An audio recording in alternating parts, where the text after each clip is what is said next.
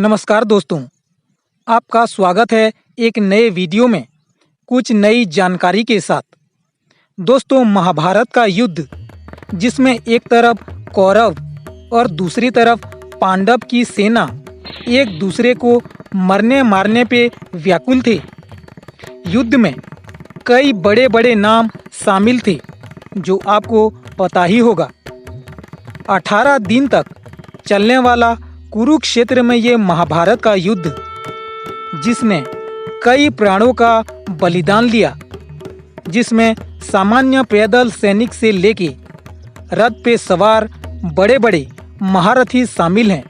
लेकिन क्या आप ये जानते हैं कि ये महान विध्वंसकारी युद्ध में कितने सैनिक शामिल थे, कितने हाथी और कितने घोड़े युद्ध में भाग लिए थे?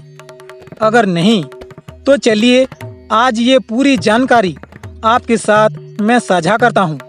दोस्तों, महाभारत काव्य में ये विस्तृत रूप से बताया गया है कि कुरुक्षेत्र युद्ध में कौरव और पांडवों को मिला के कुल 18 अक्षौहिणी सेना शामिल थी, जिसमें से 11 अक्षौहिणी सेना कौरवों का था और बाकी 7 अक्षौहिणी सेना पांडवों की थी। पर आखिर ये अक्षौहिणी सेना कितनी होती है? तो चलिए इस अक्षौहिणी सेना के गणित की संख्या को जानते हैं। दोस्तों, अक्षौहिणी सेना को कई अलग अलग भागों में विभाजित किया गया है। पहला विभाग है पत्ती। एक रथ, एक हाथी, 3 घोड़े और 5 पैदल सैनिक को मिला के एक पत्ती होता है। 3 पत्तियों को मिलाकर बनता है एक सेनामुख। 3 सेनामुख को मिलाकर बनता है एक गुल्म। 3 गुल्मों को मिलाकर बनता है एक गण। 3 गणों को मिलाकर बनता है एक वाहिनी। 3 वाहिनी को मिलाकर बनता है एक पुरुतना। 3 पुरुतना को मिला दिया जाए तो बनता है एक चमू। 3 चमू को मिलाकर बनता है एक अनिकिनी और 10 अनिकिनी को मिला दिया जाए तो बनता है एक अक्षौहिणी सेना। अगर संख्या की बात करें तो रथ की संख्या होती है एक पत्ती में एक रथ, यानी 3 पत्ती मतलब एक सेनामुख में 3 रथ। 3 सेनामुख यानी एक गुल्म में 9 रथ। 3 गुल्म यानी एक गण में 27 रथ। 3 गण यानी एक वाहिनी में 81 रथ। 3 वाहिनी यानी एक पुरुतना में 243 रथ। 3 पुरुतना यानी एक चमू में 729 रथ। 3 चमू यानी एक अनिकिनी में 2187 रथ और 10 अनिकिनी यानी एक अक्षौहिणी सेना में 21,870 रथ।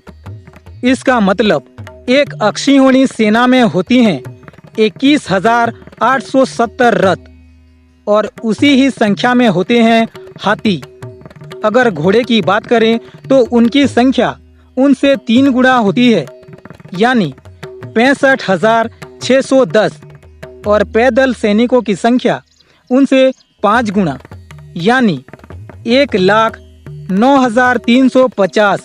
अगर इन सभी को मिला दिया जाए तो बनते हैं 21,08,700 और ये होता है एक अक्षौहिणी सेना। मतलब महाभारत में 18 अक्षौहिणी सेना ने भाग लिए थे। अगर उनको गुणा कर दिया जाए तो बनता है 39,36,600, यानी इतने सेना महाभारत युद्ध में भाग लिए थे। और ये जानकर आप हैरान हो जाओगे कि युद्ध के बाद केवल 10 व्यक्ति ही बचे थे।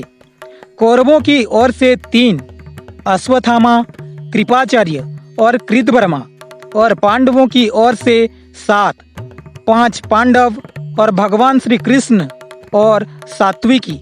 इसे आप अंदाजा लगा सकते हैं कि महाभारत युद्ध में कितने सारे प्राणों का बलिदान गया था।